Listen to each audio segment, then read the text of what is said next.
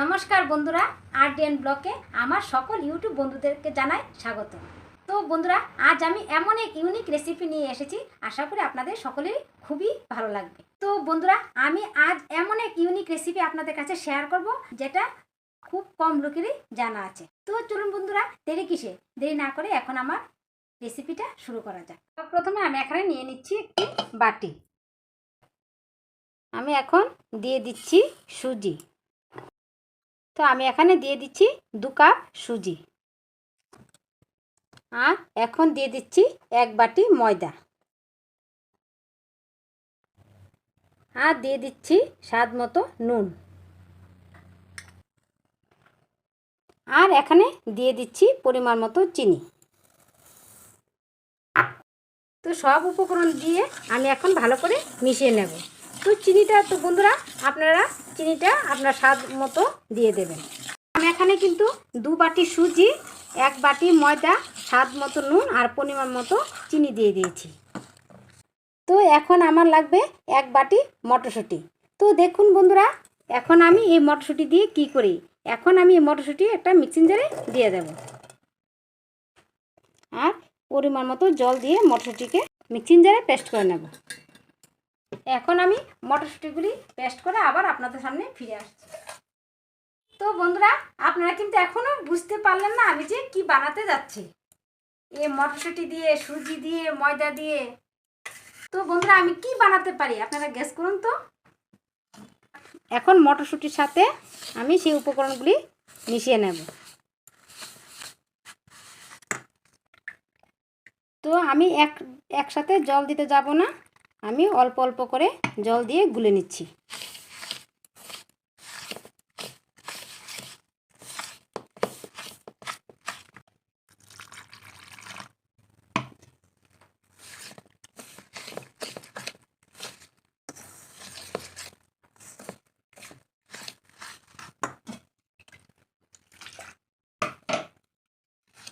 তো বন্ধুরা, বুঝতে পারছেন তো আমি কি বানাতে যাচ্ছি।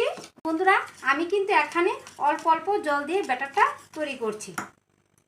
একবারে আপনারা বেশি জল দিতে যাবেন না, তাহলে কিন্তু পাতলা হওয়ার সম্ভাবনা থাকবে।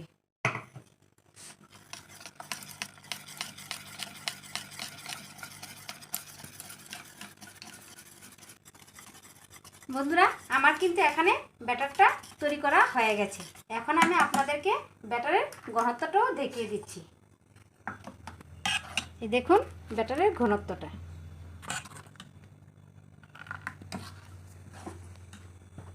আমি এখন এটাকে আধা ঘন্টার মতো রেস্টে রেখে দেব।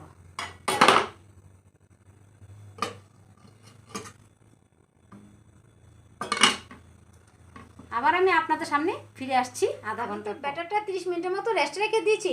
এদিকে 30 মিনিট হতে হতে আমি এদিকে পাটিসাপটা পিঠা বানাবো। তো তার জন্য আমি এখানে ভেবে নিচ্ছি ক্ষীর বানিয়ে নেব। তো এদিকে আমি তাড়াতাড়ি ক্ষীরটা বানিয়ে নিই। 30 মিনিট হতে হতে আমি এখন গ্যাসটা জ্বালিয়ে নিচ্ছি, আর গ্যাসের মধ্যে বসিয়ে নিয়েছি একটি কড়াই।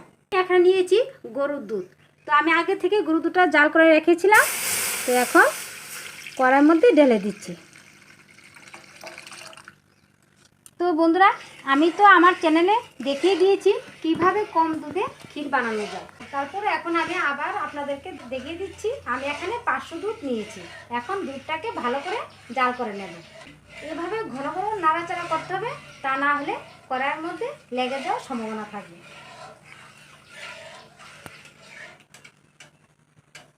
দুধটা কিন্তু কি সুন্দর জাল হয়ে যাচ্ছে।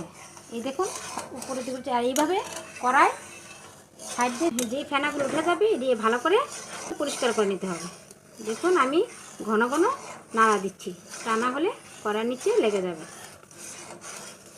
তো বন্ধুরা, আমি তো এখানে 500 দুধ নিয়েছি, আর এখানে নিয়েছি 2 চামচ গুঁড়া দুধ, আর নিয়েছি 2 চামচ চালের গুঁড়ো। এখন আমি এগুলি দুধের মধ্যে ঢেলে দেব। এটা দেওয়ার মানে হলো তো কম দুধের মধ্যে ক্ষীরটা তাড়াতাড়ি সুন্দরভাবে বানানো যায়। তার জন্য আমি এখানে আলাদাভাবে গুলে নিয়েছি গুঁড়ো দুধ 2 চামচ আর 2 চামচ চালের গুঁড়ো। অনেক সময় কী করি, আমাদের দুধ বেশি লাগে বলে আমরা ক্ষীর বানাতে চাইও না, আর খেতেও পারি না। তার জন্য কম দুধের মধ্যেও কিন্তু এভাবে ক্ষীর বানানো যায়। চিনি, আর এখানে দিয়ে দিচ্ছি স্বাদ মতো চিনি।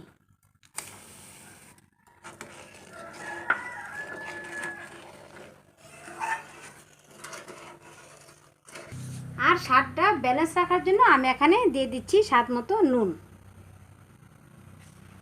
এখন আমি সব উপকরণগুলিকে ভালোভাবে নাড়িয়ে নেব।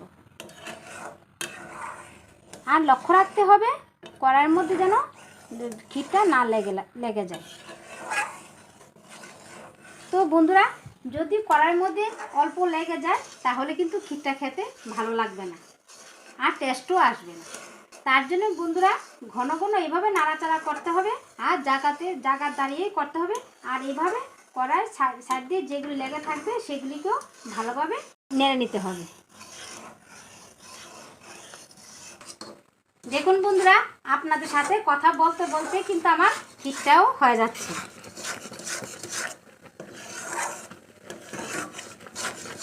দেখুন কি সুন্দর ক্ষীর হয়ে যাচ্ছে।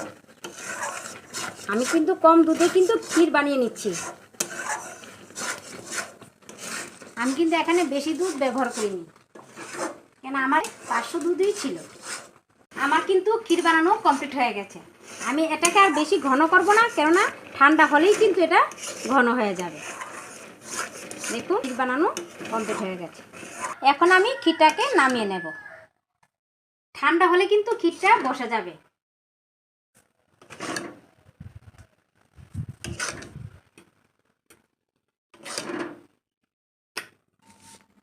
দেখুন বন্ধুরা, আমার কিন্তু এখানে পাটিসাপটার ক্ষীর বানানো কমপ্লিট হয়ে গেছে।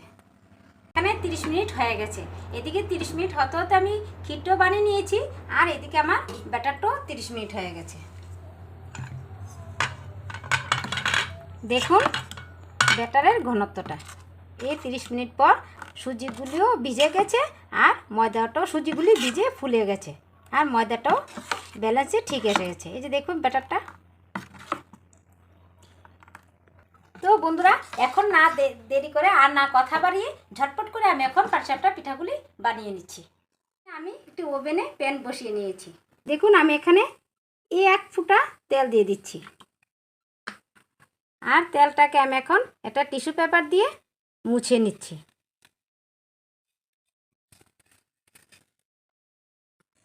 আর এখন ব্যাটারটা দিয়ে দিচ্ছি।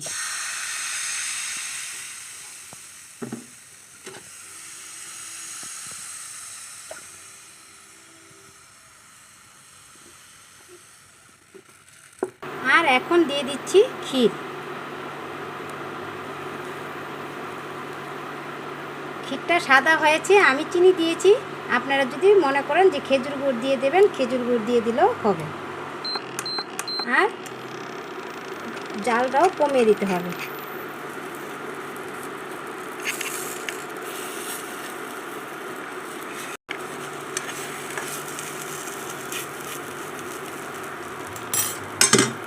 দেখুন বন্ধুরা, আমার কি সুন্দর পাটিসাপটা পিঠা হয়ে গেছে। এখন আমি আপনাদের সামনে আরেকটাও বানিয়ে দেখাচ্ছি। আর যে আমি যে আগে যে তেল দিয়েছিলাম টিস্যু পেপারে, যে তেলটা লেগেছিল, এই তেলটাই আমি এখন আবার প্যানের গায়ে মুছে দিচ্ছি। বন্ধুরা, আমি এখন আবার ব্যাটারটা দিয়ে দিচ্ছি।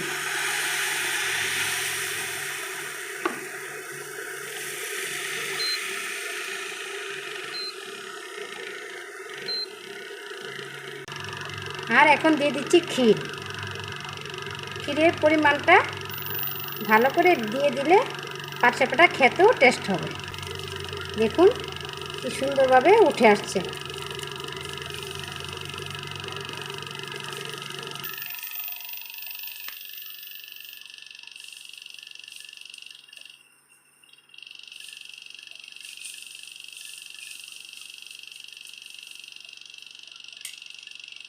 আমি এখন এটাকে নামিয়ে নিচ্ছি।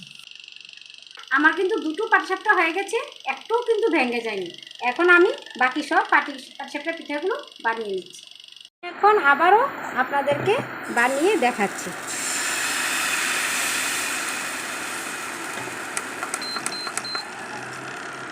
তো বন্ধুরা, মটরশুঁটি দেওয়াতে কি সুন্দর একটা ফ্লেভার আসছে।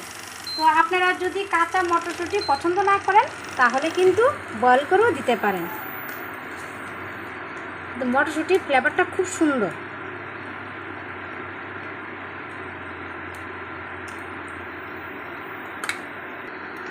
তো বাইরের থেকে যে কেউ আসুক তারা কিন্তু বুঝতেই পারবে যে একটা মটরশুঁটির কিছু একটা বানানো হচ্ছে। দেখুন বন্ধুরা, আমার কিন্তু পাটিসাপটাটি একটা ফুটও ভেঙে যায়নি। দেখুন কি সুন্দরভাবে উঠে আসছে। আমি এখন এটাকে নামিয়ে নিচ্ছি। এই যে দেখুন বন্ধুরা, আমার কতগুলি পাটিসাপটা পিঠা হয়েছে, তাও মটরশুঁটি দিয়ে। আমার কিন্তু পাটিসাপটা পিঠা বানানো হয়ে গেছে। তো বন্ধুরা, আপনারা কি কেউ কখনো এরকম পাটিসাপটা পিঠা খেয়েছেন মটরশুঁটি দিয়ে? আমার তো খুবই ভালো লাগে। তো আপনারা এইভাবে আমি যেভাবে পরিমাপটা দিয়েছি, 2 বাটি সুজি, 1 বাটি ময়দা, 1 বাটি মটরশুঁটি। তো আমি আবারও বলছি, আপনারা যদি কাঁচা মটরশুঁটি কেউ পছন্দ না করেন তাহলে কিন্তু অল্প বয়েল করে দিলেও হবে। আমার কাছে কিন্তু কাঁচা মটরশুঁটি ফ্লেভারটা কিন্তু খুবই পছন্দ হয়। বন্ধুরা, এই মটরশুঁটি পাটিসাপটা পিঠাটা আপনারা যে কেউকে দেন না কেন তারা কিন্তু খেয়ে খুবই পছন্দ করবে। বাচ্চা থেকে বড়, বাড়িতে কোনো গেস্ট আসলে তাদেরকে দিলেও পছন্দ করবে। পাটিসাপটা পিঠাটা বানিয়েছি, বাইরের থেকে বোঝা যাচ্ছে যে আমি ঘরে মটরশুঁটি দিয়ে কিছু বানাচ্ছি। তো বন্ধুরা, আমার এই মটরশুঁটি পাটিসাপটা পিঠাটা ইউনিক হয়েছে কিনা তা কিন্তু অবশ্যই কমেন্টের মাধ্যমে জানাবেন। আমি কিন্তু এখানে পাটিসাপটা পিঠার মধ্যে কোনো কেমিক্যাল ইউজ করিনি, তার জন্য কালারটা ভালোভাবে আসছে না। আপনারা যদি কোনো কেমিক্যাল বা ফুড কালার ইউজ করেন তাহলে কিন্তু কালারটা সুন্দর ফুটে আসবে। আমি কিন্তু এখানে কোনো কেমিক্যাল, কোনো ফুড কালার ইউজ করিনি। তো তার জন্য আমার এই পিঠাটা দেখতে সুন্দর, কালারটা ঠিক মতো আসছে না। আমি তো অরিজিনাল মটরশুঁটি দিয়ে বানিয়েছি, কোনো ফুড কালার বা কেমিক্যাল ইউজ করিনি। তো বন্ধুরা, আমার এই মটরশুঁটি পাটিসাপটা পিঠাটা আপনাদের কাছে কেমন লাগলো তা কিন্তু অবশ্যই কমেন্টের মাধ্যমে জানাবেন। ভালো লাগলে লাইক শেয়ার করবেন। আর হ্যাঁ, আমার এই ছোট্ট চ্যানেলটাকে আপনারা কিন্তু সাবস্ক্রাইব করতে ভুলবেন না। আপনারা সবাই ভালো থাকবেন, সুস্থ থাকবেন। আবার আসবো নিত্য নতুন ভিডিও নিয়ে। ততক্ষণের জন্য টাটা।